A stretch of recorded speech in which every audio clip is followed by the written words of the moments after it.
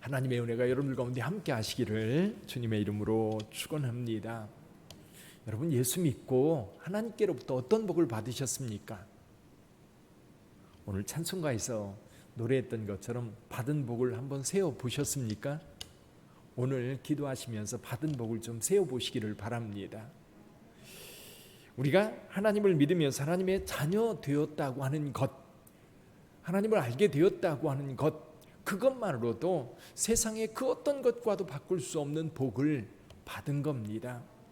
근데 그것만 받았나요? 좀 크게 보면 우리에게 영원한 생명을 얻었고 천국을 상속자로 받게 되었습니다.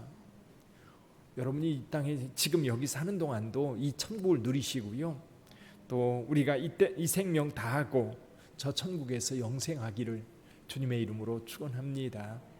근데 그것뿐이 아니잖아요. 사실은 우리 하나님께 주신 복은 죽어서 받는 복이 아니에요.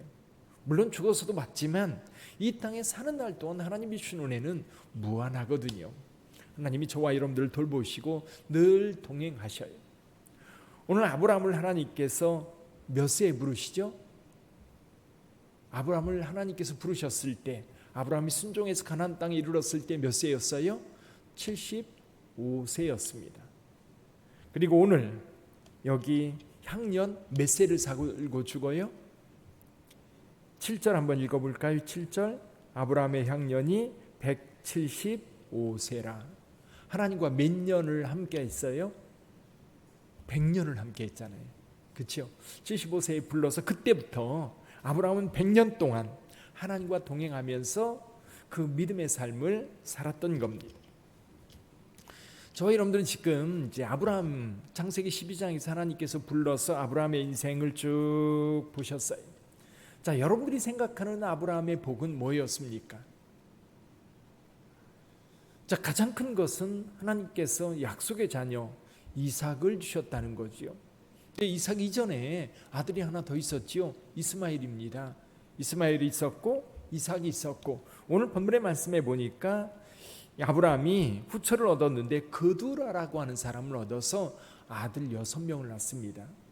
근데 그 아들 6명이 여러분 그냥 한 사람 한 사람 그냥 살다가 사라진 게 아니라 그들도 다 한 민족을 이루어요. 특히 여기 눈에 띄는 이름이 미디안이죠. 미디안이 사실은 지금 현재 사우디아라비아 그리고 그쪽 지역에 살고 있었던 민족입니다. 사실 모세의 아내가 이 미디안 출신이지요.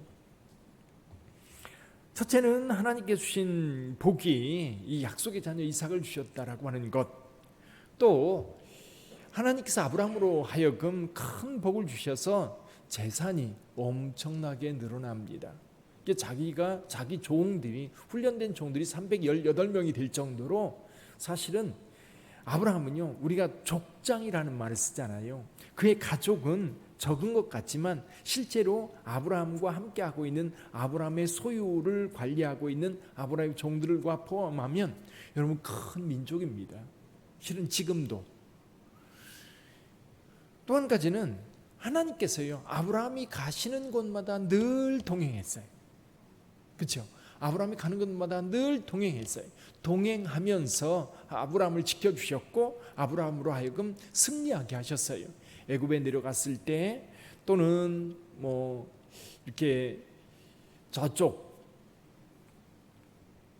메소포타미아 지역에 있는 네 왕들과 전쟁할 때, 외로울 때, 힘들 때 하나님은 늘 아브라함과 동행하고 계세요. 사실 이 복을 생각해 보면 우리에게도 하나님의 복이 다르지 않다는 것을 발견할 수 있어요. 근데 중요한 것은 그겁니다. 아브라함도 하나님께 받은 그 복, 그 은혜, 그것에 대해서 아브라함의 반응이 중요하지요. 오늘 저와 여러분들에게도 마찬가지인 것 같습니다. 저와 여러분들에게도 은혜를 받았어요. 축복을 받았어요.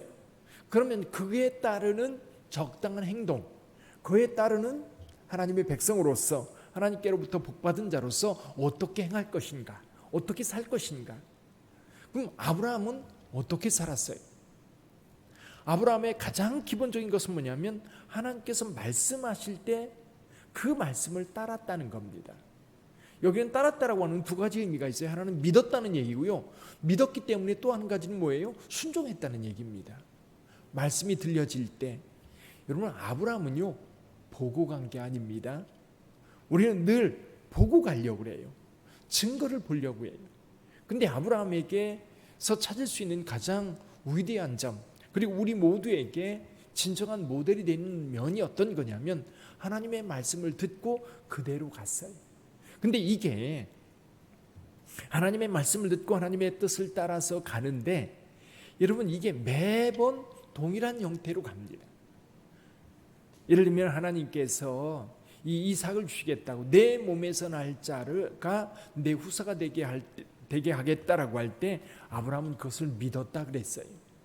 그 믿음 뿐만 아니라 이스마엘이 약속의 자녀가 아니에요. 이삭이 약속의 자녀라고 할 때에 이스마엘도 아브라함의 편에서 보면 자기 아들입니다. 사라가 아니라 하갈을 통해서 낳았다 할지라도 아브라함에게는 자녀예요. 그러다 보니까 아브라함이 하나님의 말씀을 따라 이스마엘을 내보낼 때 얼마나 가슴 아프고 힘들었을까. 사실 오늘날 우리의 개념으로 보면 받아들일 수 없는 거지요. 오늘 우리 사회의 가치관으로 보면 내 아이로 낳았고 지금 13년 동안 키웠습니다. 그리고 이제 이삭이 돌 때까지 그렇으니까 이삭이 젖을 뗄 때까지 그러니까 한 2년이나 3년 정도 더 있었을 거예요. 그러니까 이스마엘이 15세 16세쯤 됐을 때 집을 나가게 되는 거거든요. 내보내게 되는 거거든요. 근데 아브라함은요 인간적인 생각보다는 하나님의 말씀을 따라갑니다. 오늘 본문의 말씀에서도 아브라함의 생애 때에 자기 후처로 하여금 낳은 자녀들에게 다 재산을 나누어 주어서 이삭으로부터 멀리 떠나게 합니다. 멀리 떠나게. 근데 그렇게 떠나게 하는 이유가 뭐냐면 하나님께서 이스마엘을 내보내라고 할 때 이미 아브라함은 이삭을 보호해야 되고 이삭을 지켜야 된다라고 하는 것을 마음속에 가지고 있었어요. 근데 여기 한 가지, 이때 당시에는요 자녀가 많은 것이 재산입니다. 그리고 힘이에요. 힘. 그러니까 아브라함에게 자손이 많다는 것, 자녀가 많다고 하는 것이 그에게 힘이고 능력이었어요. 그게 이제 그 사회의 보편적인, 사실 그것이요 오늘날 우리 사회는 그게 아니지만 우리 어렸을 때만 해도요 자녀가 많은 것이 힘이었어요. 먹고 사는 건 어떻게 태어나요? 다 자기 먹고 사는 건 태어난다고 집에서 자녀들이 많을 때에 부모님들은 그 자녀가 어떠하든지 간에 자녀가 많으면 어깨에 힘주고 살았어요. 그런 때에 아브라함은 이삭만 남겨놓고 자녀들을 멀리 보낸다라고 하는 것은 굉장히 위험한 선택이에요. 하나님의 말씀이 없다면 아브라함은 이삭만 남겨놓고 다른 자녀를 멀리 보낸다? 예를 들면 우리가 그런 염려하잖아요. 이삭에게 무슨 일이 벌어지면, 또 주변 사람들이 이삭에게 어떤 반항이나 해코지 하려고 달려든다면 이삭 혼자 어떻게 감당할 거냐라는 거죠. 이런 모습들을 생각해 보면 아브라함의 행동은 믿음을 따라 행하는 행동이었다는 거죠. 그러니까 인간적인 생각보다는 아브라함에게는 철저하게 하나님의 말씀에 순종하는, 그 하나님의 말씀에 순종하는 결정적인 행위는 이삭을 바치는 거지요. 그렇죠? 이삭을 하나님께 바치는 행위였습니다. 저는 아브라함을 보면서 저와 여러분들이 아브라함에 대해서 많은 생각을 하게 되는데, 아브라함을 하나님께서 축복해 주신 것에 대한 아브라함의 믿음, 그리고 그 믿음을 따라 행동한 것이 아브라함의 위대한 점이라고 한다면, 저와 여러분들 역시 아브라함을 따라서 하나님께서 여러분들에게 약속하신 은혜와 축복이 있다면 그것을 누리면서도 분명한 것은 하나님의 말씀에 순종하여 그 길을 걷는 거예요. 우리는 늘 하나님의 말씀을 따라가기보다는 세상 가치가 더 우리의 삶을 크게 지배합니다. 그래서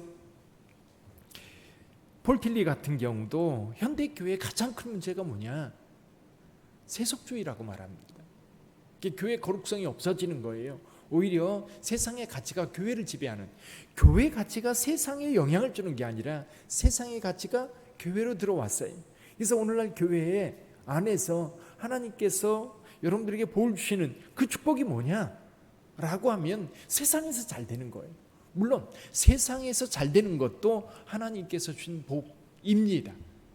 그런데 하나님께서 주시는 이 영적인 은혜와 하나님의 말씀을 통해서 주시는 하나님의 위로와 뿐만 아니라 하나님의 비전, 하나님의 목적, 그리고 하나님께서 원하시는 그런 일들을 깨닫고 그 일에 순종하면서 이루어가는 그런 것들은 이미 우리의 삶 속에서 생각되어지지 않고 있는, 오히려 세상적으로 재산이 많이 늘어나면 복을 받았다라고 말하고, 세상적으로 출세하면 복을 받았다라고 말하고. 근데 사실 세상적으로 출세하고 그리고 세상적으로 복을 받은 사람들이 예수님을 잘 믿느냐? 그게 아닌 경우가 참 많아요. 오히려 사실 세상에서 잘 되지 않았으면 예수를 잘 믿을 사람들이 세상에서 뭔가 얻은 것이 생기니까 하나님을 믿는 믿음을 자연스럽게 버리는 거. 그리고 그거 아니어도 사는 거예요. 어쩌면 우리 사회가, 우리나라가 경제적으로 부흥하면서, 경제적으로 잘 살게 되면서, 우리나라가 6.25 끝나고 60년대 중반, 60년대까지만 해도요, 세상에서, 이 지구상에서 가장 못 사는 나라였어. 가장 못 사는 나라였는데 지금은 이번에 올림픽을 보니까 200개가 넘는 나라가 있더라고요. 그 중에 경제 대국 10번째 안에 들 정도로 강력한 나라가 되었어요. 자, 그렇게 강력한 나라가 되니까 국민 모두가 잘 살게 된 거예요. 그러면 보세요. 여러분, 교회가 언제까지 부흥을 하냐면 80년대까지 부흥해요. 90년대 넘으면서 80년대부터 90년대로 넘어오면서 한국 경제가 굉장히 이제 성장을 하다가 IMF를 만났는데 그 이후에도 쭉 성장해 왔습니다. 근데 경제가 성장하면서 교회는 어떻게 돼요? 교회 부흥이요, 점점 줄어들어가요. 유지하는 게 아니라, 성장해 가는 게 아니라 줄어들어가는 거예요. 그게 뭐냐면 교회도 세상적 가치가 지배하고 있다, 그런 의미가 되고, 경제가 부흥할수록 사람들은 교회를 찾는 게 아니라 세상에서 즐길 걸 찾는다는 얘기가 되는 거예요. 사랑하는 성도 여러분, 아브라함을 오늘 묵상해 보시기를 바랍니다. 두 가지를 묵상해 보세요. 하나는 하나님께서 여러분들에게 주신 복이 무엇인가? 아브라함에게 주신 복이 이러이러한 것이었다면 하나님께서 내게 주신 복은 뭔가? 아브라함은 그 주신 복을 따라, 그 말씀을 따라 믿음의 행위로 응답했다면 나는 지금까지 살아오면서 그 믿음의 응답을 어떻게 해왔는가? 그저 나 좋은 것만 선택해 왔는가? 아니면 내가 원치 않는 것이지만 하나님의 말씀이기 때문에 순종하면서 그 길을 따라왔는가? 함께 기도할 수 있기를 바랍니다. 기도하겠습니다.